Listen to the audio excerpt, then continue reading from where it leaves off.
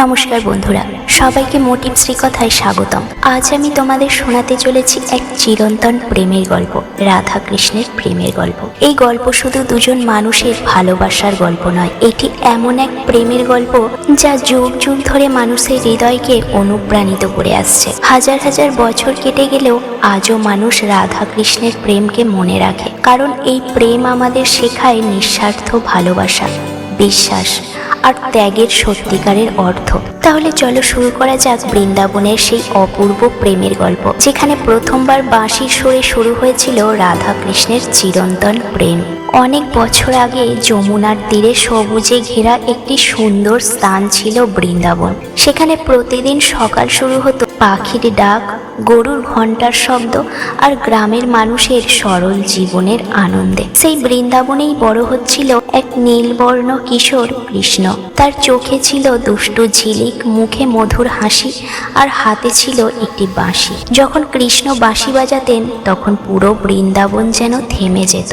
গাছের পাতা নড়া বন্ধ হয়ে যেত, পাখিরা গান থামিয়ে শুনত, এমনকি যমুনার জলের স্রোতও যেন ধীরে ধীরে বয়ে যেত। একদিন বিকেলের দিকে কৃষ্ণ কদম গাছের নিচে বসে বাঁশি বাজাচ্ছিলেন। সেই মধুর সুর বাতাসে ভেসে চারিদিকে ছড়িয়ে পড়ল। ঠিক তখনই কাছের পথ দিয়ে যাচ্ছিলেন এক কিশোরী রাধা। তিনি হঠাৎ থেমে গেলেন। এমন সুর যেন আগে কখনো শোনেনি। মনে হচ্ছিল এই সুর যেন সরাসরি তার হৃদয়ের ভেতরে পৌঁছে যাচ্ছে। সুরের টানে তিনি ধীরে ধীরে এগিয়ে গেলেন। কিছু দূরে গিয়ে তিনি দেখলেন এক নীলবর্ণ কিশোর গাছের নিচে বসে বাঁশি বাজাচ্ছেন। তার মুখে ছিল অদ্ভুত এক শান্তি আর হাসি। রাধা কিছুক্ষণ চুপ করে দাঁড়িয়ে রইলেন। কৃষ্ণ বাঁশি বাজানো থামিয়ে রাধার দিকে তাকালেন। সেই মুহূর্তে দুজনের চোখে চোখ পড়ল। মনে হলো যেন তারা অনেক দিন ধরেই একে অপরকে চেনে। কথা খুব বেশি হয়নি, কিন্তু সেই এক মুহূর্তেই তাদের হৃদয়ের মাঝে এক অদৃশ্য বন্ধন তৈরি হয়ে গেল। তারপর থেকেই যখনই কৃষ্ণ বাঁশি বাজাতেন, রাধার হৃদয় সেই সুরে সাড়া দিত। বৃন্দাবনের রাসলীলায় যমুনার তীরে কদম গাছের ছায়ায় তাদের দেখা হতো বারবার, কিন্তু তাদের প্রেম ছিল অন্যরকম, যেখানে কোনো স্বার্থ ছিল না, কোনো দাবি ছিল না। রাধা কৃষ্ণকে শুধু একজন প্রিয় মানুষ হিসাবে ভালোবাসতেন না, তিনি কৃষ্ণের মধ্যে ঈশ্বরকে অনুভব করতেন, আর কৃষ্ণ রাধাকে দেখতেন তার সব থেকে পবিত্র ভক্ত হিসাবে। সময়ের সাথে সাথে এই প্রেম বৃন্দাবনের মানুষের কাছে এক অনন্য উদাহরণ হয়ে উঠল।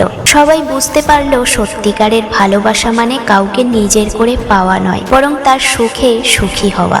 একদিন সময় এলো যখন কৃষ্ণকে বৃন্দাবন ছেড়ে যেতে হলো। সেই বিদায়ের মুহূর্ত ছিল খুব কষ্টের, কিন্তু তবুও রাধা কৃষ্ণকে আটকাননি, কারণ তিনি জানতেন সত্যিকারের প্রেম কখনো কাউকে বাঁধতে চায় না, বরং তাকে তার নিজের পথ চলতে শক্তি দেয়। কৃষ্ণ চলে গেলেও তাদের প্রেম কখনো শেষ হয়নি। দূরত্ব তাদের আলাদা করতে পারেনি, কারণ তাদের ভালোবাসা ছিল হৃদয়ের গভীরে। আজও যখন মানুষ রাধা ও কৃষ্ণের প্রেমের কথা মনে করে, তখন তারা শুধু একটি প্রেমের গল্প শোনে না, তারা শেখে নিঃস্বার্থ ভালোবাসা, বিশ্বাস আর ত্যাগের আসল মানে। এই কারণেই হাজার হাজার বছর পরেও রাধা ও কৃষ্ণের প্রেম মানুষের হৃদয়ে বেঁচে আছে, কারণ সত্যিকারের প্রেম কখনো শেষ হয় না, তা যুগ যুগ ধরে মানুষের হৃদয়কে আলো দেখায়। বন্ধুরা, রাধা কৃষ্ণের প্রেম থেকে তিনটি শিক্ষণীয় কথা আমাদের সর্বদাই মনে রাখা প্রয়োজন। প্রথমত, রাধা কৃষ্ণকে কখনো নিজের জন্য ধরে রাখতে চাননি। তিনি কৃষ্ণকে ভালোবেসেছিলেন নিঃস্বার্থভাবে, কারণ সত্যিকারের ভালোবাসায় স্বার্থ বা দাবি থাকে না। দ্বিতীয়ত, রাধা কৃষ্ণকে শুধু একজন প্রিয় মানুষ হিসাবে নয়, ঈশ্বরের রূপ হিসাবেও দেখতেন। তার বিশ্বাস ও ভক্তি ছিল অটুট, কারণ যে সম্পর্কই হোক, বিশ্বাস থাকলে সেই সম্পর্ক শক্তিশালী হয়। তৃতীয়ত, কৃষ্ণ যখন বৃন্দাবন ছেড়ে চলে গেলেন তখন রাধা তাকে আটকাননি, কারণ তিনি জানতেন কৃষ্ণের জীবনের উদ্দেশ্য বড়। সত্যিকারের ভালোবাসা কখনো কাউকে আটকায় না, বরং তার স্বপ্ন পূরণে শক্তি দেয়।